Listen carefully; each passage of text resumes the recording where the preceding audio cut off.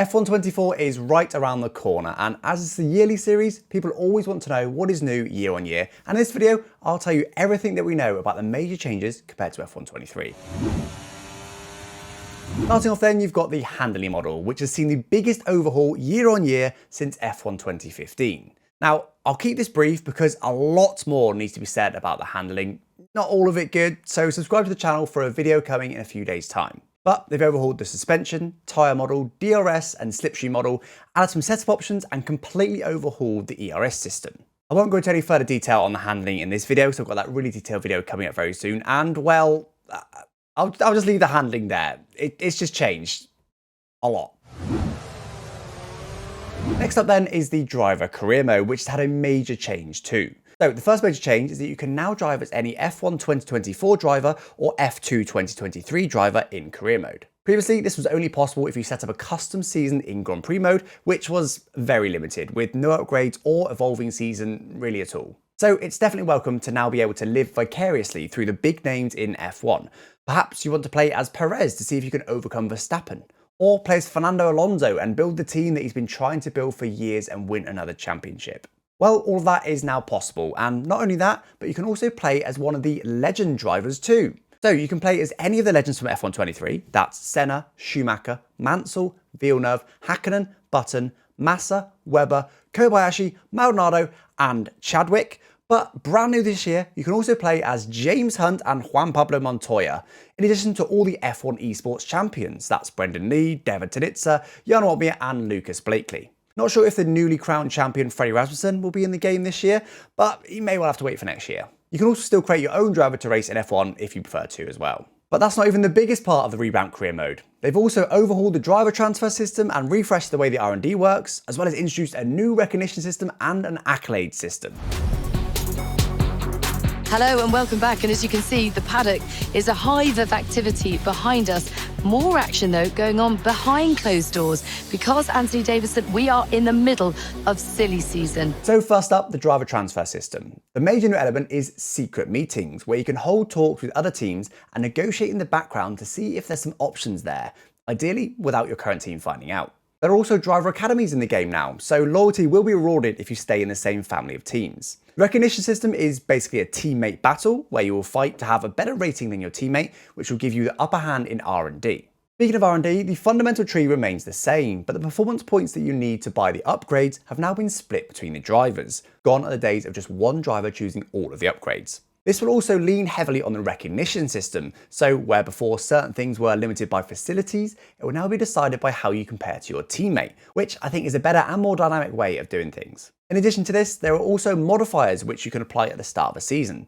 Things like high inflation, which makes upgrades more expensive as you go, or chip shortage, which limits you to one upgrade per month. But fear not, you can remove the modifier at any time, so if you make a mistake, it won't ruin your career completely. I love this, and I really think it will provide some really good longevity to career mode. And finally with career, we've got the new Accolades system, which is basically your long-term milestones and is based on real life. So you'll inherit Verstappen's real-life progress if you choose to race as him, and the more accolades you've got, the better your driver rating will be and the more likely you are to be recognised by media and teams. I assume that means that these will lean heavily into contract negotiations, but I'm not 100% on that until I've got my hands on the game. One further thing to note on career is that all of this applies to driver career and to player career, but crucially not to my team. My team is still in the game, but my understanding is it will just be identical to the last couple of years.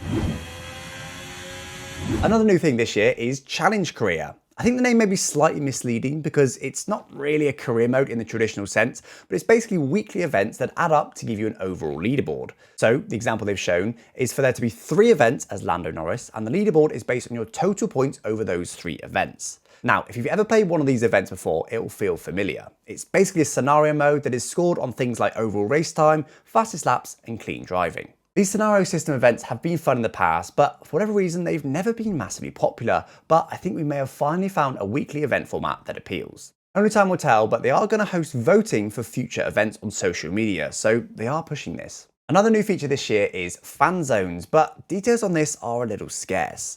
From what I understand, there will be rooms for each team or driver in F1 World, which works a little like a clan system. So you then compete in fan zone events to earn points for your fan zone room, which will then be competing against other fan zones, I think. As I said, details are scarce, but I don't think F1 World was massively popular last year, so the same fate may befall this too. That's the major changes covered, but there's lots of smaller changes coming as well. Take, for example, the new for 24 real driver radios. So when you're driving as a real-life driver, you'll hear your driver over the radio comment on your race, which has been taken directly from real-life radios. Cheers, guys.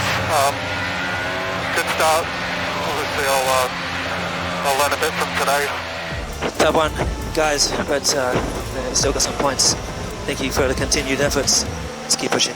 It does seem to be only your driver and only when your race finishes, so don't expect to be hearing this mid-race, but it is a good addition nonetheless. There's also been some updates to tracks, first of which is Spa. Circuit Spa-Francorchamps is receiving a major rework in F1 24. The way this track flows now with it up and down hills, the elevation changes, does feel significantly different. Upgrades that the circuit received in real life are now accurately reflected in-game. Through no name, gravel on the exit now. Can't really run wide there. It almost feels like a new track, but it's Spa that we know, but it's much better, and I really like it. It's still my favorite track, but now it's even better. Now this has been a very long requested feature, but it's finally happened. Spa is no longer 10 years out of date. As with each modern track, it is scanned in some form, so it should be pretty accurate to real life now, and does look a lot better in what we've seen so far. They've also given Silverstone the same treatment, so that should no longer feel as flat as it used to be too.